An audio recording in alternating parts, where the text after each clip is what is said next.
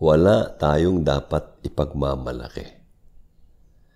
Kaya lalo na sa atin, mga senior citizen, ano na namang may pagmamalaki natin? O kaya sabihin na lang natin ang ating report card. Ano kayang grado na ipapakita natin sa kanya? Kung tayo ay nagsayang ng ating panahon sa mundong ito. Ako mga kapatid, ang dami kong nasayang ding panahon. Dahil nasira sa pag-ibig. Pag-ibig talaga, Nasira sa pag-ibig. Tapos, na-double down pa ito. Na-doble pa Na-doble dahil nakinig ako sa mga professing Christians na nagsabing ang pinagsama daw ng Diyos, hindi daw paghiwalayin ng tao. Kahit ikaw ay binubugbog ba, hindi ka pa rin aalis, pambira naman. Sabihin mo, hindi. Sige, my dear, bugbugin mo pa ako. Okay lang sa akin yan. Kasi yan naman ang nakasulat sa Biblia. Magkaiba tayo ng pananaw, mga kapatid, baka magtalo tayo. Wag na lang. Yun ang aking prinsipyo yun Kaya ganun din ako. Nadali doon. Ilang taon din yun, matagal mga kapatid. Mga more than 20 years. Hanggang sa tinamaan ako sa puso. Kinain yung puso ko sa infection.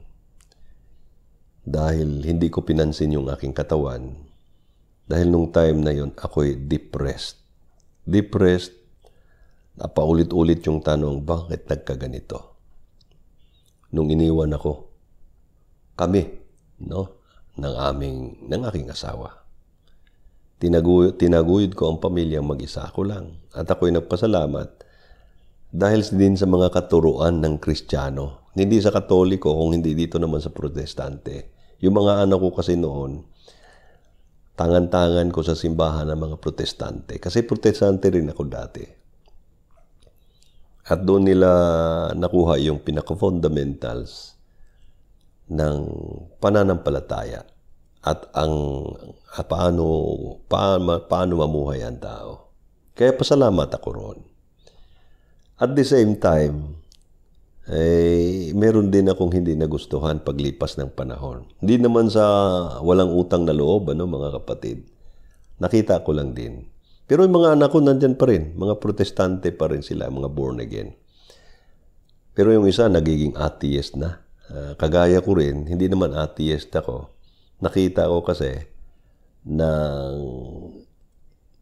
hindi naman kalukuhan yung manipulation ng simbahan. Hindi simbahan mismo, yung mga nagdala ng simbahan.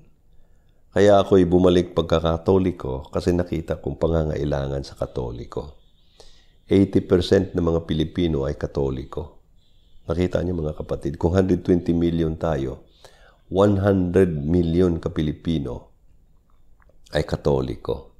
Ngayon, kung ikaw ay isang katoliko, lalabas ka, lilipat ka ng ibang grupo dahil may nagsabi sa iyong hindi maliligtas ang mga katoliko. Hindi ko sinasabing mali kayo, mga kapatid, pero hindi ko rin sinasabing kinukonsensya ko kayo. Pero, logic Siguro nung kabataan ko, nahila lang ako doon kasi hindi ko nakita. Pero nung ako untog at nakita ko, bumalik ako dito, katoliko. Kasi masama naman ang katoliko. Wala namang matino sa buong mundong ito Kaya lang sa dami natin mga kapatid, katoliko, 80% ng Pilipino. Mas marami nangangailangan ng tulong. Ngayon, kung lilipat ka sa ibang grupo dahil gusto mong maligtas ka, natatakot ka at mapupunta ka ng impyerno, ang tawag ko na niya ay selfishness. Ako mga kapatid, kahit ako'y hindi yayaman, hindi ko makuha yung gusto kong makuhang material, Ang importante sa akin na hindi ko pinabayaan ang aking mga kapatid na hindi ko sila mabigyan ng aking alalay, ng aking tulong.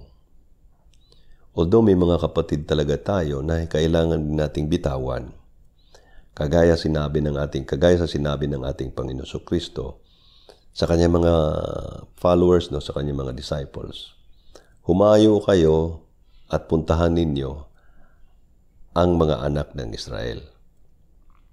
Kaya lang, pag kayo'y tinanggap, pumasok kayo at manggamot kayo, magsalita kayo ng magandang mga balita. Pero kung hindi naman kayo tanggapin, huwag magpumilit daw, ipagpag ang inyong mga sandalyas. Wala na kayong sagutin doon.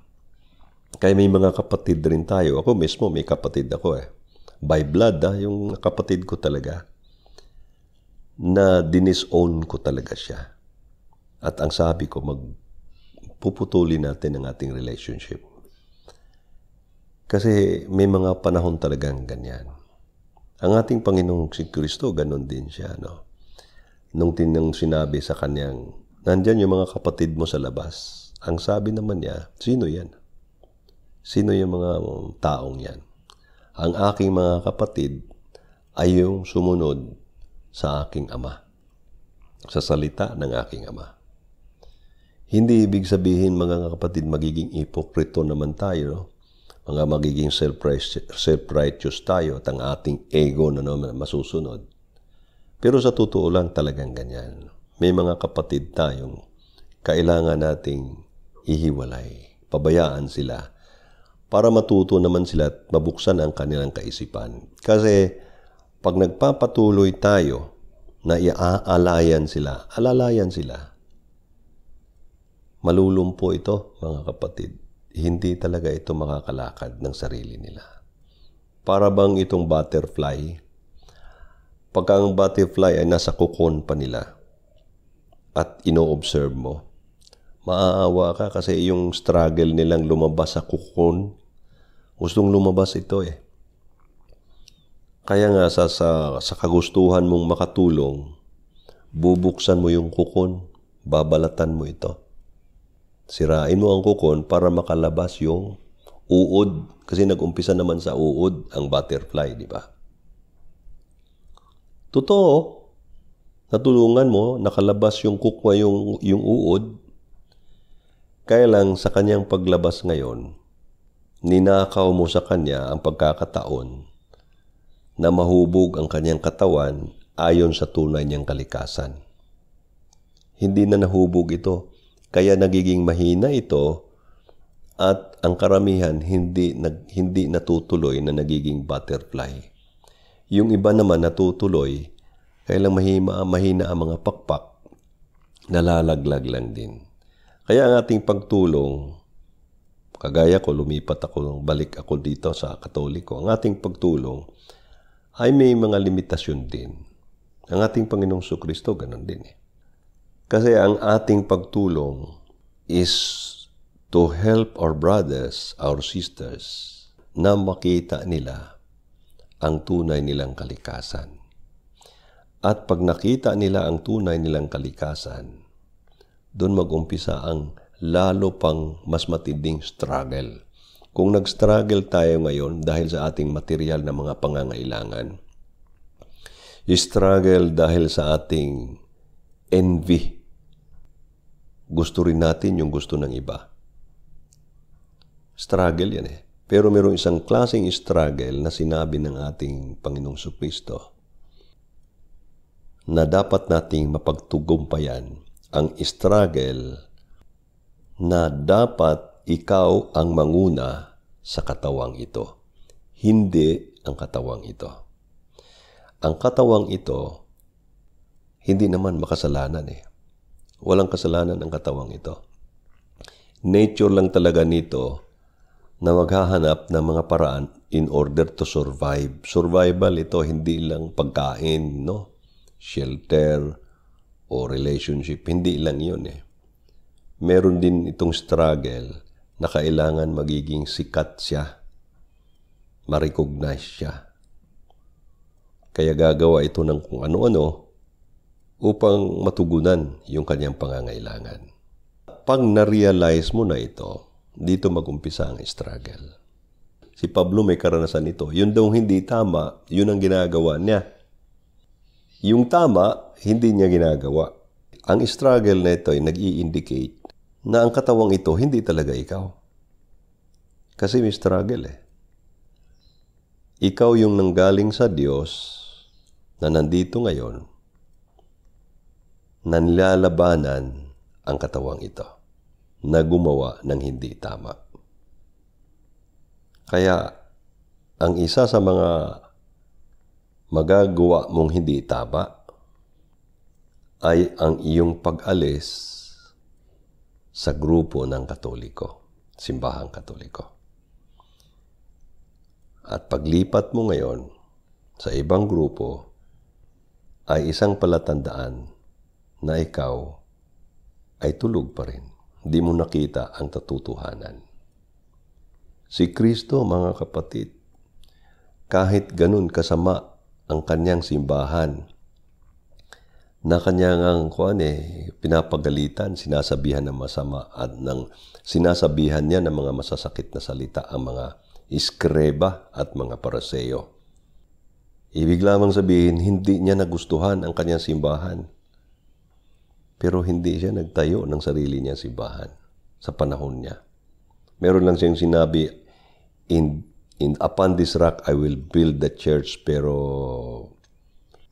debatable ito, mga kapatid. Kailangan pagtatalunan na hindi na dapat nating pagtalunan.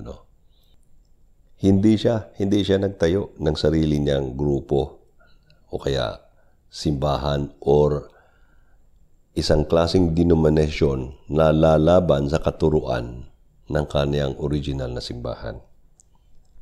Wala siyang ganawang ganyan.